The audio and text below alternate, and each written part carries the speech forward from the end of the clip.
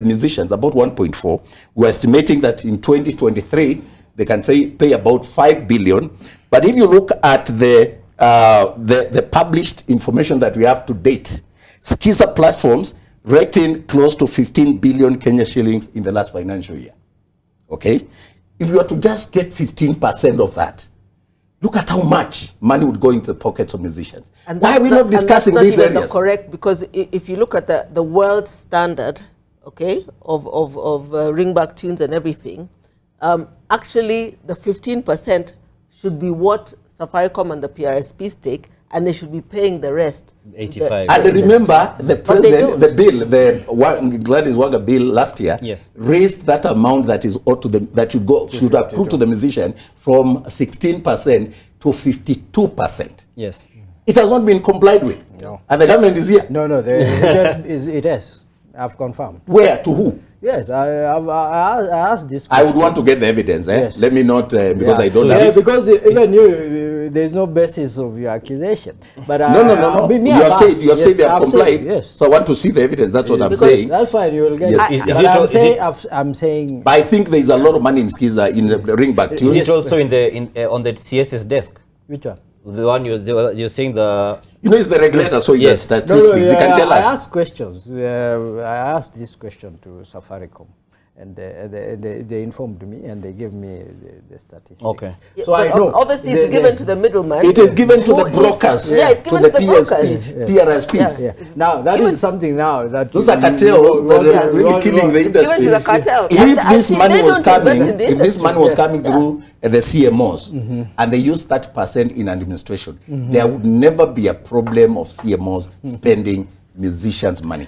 So at the moment, that's the way it works in South Africa, where we have come from. At the moment, have you complied with the 30-70%? How do you comply when we are raising 10 million? When instead of raising a billion, get we're serious. raising 200 million. I've told you have not complied. So First of all, what do you do? Do you lay off the staff? Exactly. You have bills to pay. You see, this is the conundrum that we're in right now, is that we used to earn 600 million. We used to collect 600 million.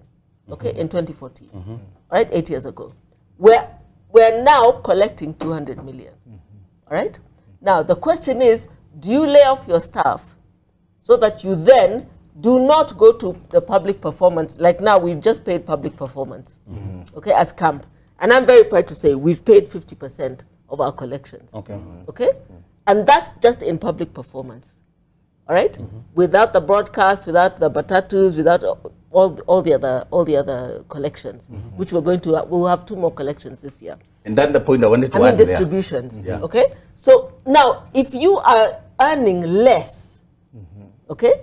Now, do you say we're earning less, so we need to lay everybody off so that we'll collect less, or do you say we need to keep everybody on so that we can collect more? So it's a balance between your by the way, that MCSP got there in 2017, I think, when he took away the license. And suddenly, you have 200 employees. Suddenly, you can't pay them. They take a break. COVID comes a few years later, and you get into all that. We have been paying debts accruing from that time, because suddenly you have no license. It was given to another organization, which did even not... as it stands, you don't have a license. But that is here, he can tell you why we don't have, but we have a court orders. So I think matters that are in court, we will not discuss them here. We have court orders. Court orders are as good as we are in operation. I don't think he has anything to complain about. When the court rules, we'll comply with the court orders. As it is now, the court has ruled that we continue collecting, and we are collecting, and that's why we paid. However, it is different when you work together with the regulator and there is support from the government than when you are operating with the court orders. And our approach going forward would be to have a relationship where the regulator does their work, we do our work, everybody does their work. And I agree with him, there's been failure, systemic failure at so many levels. You can't just pinpoint one person. The main point here, Dan, is that when you collect less, you pay less. This money does not come through a pipeline. It's collected by human beings. We have staff who collect. We have offices across the region who must be paid. We have rent and so on. So when you collect 10 million, you don't just pay 10 million. You will have to remove all that. There's withholding tax and so on. By the time you pay, it is peanuts. And that's what I was saying. We also need to educate the public to know that the life of a musician, the income of music business, is not dependent entirely on royalties. It's important to have CMOs that are thriving in South Africa, where we've just come from. They are raking in billions. They're doing very well.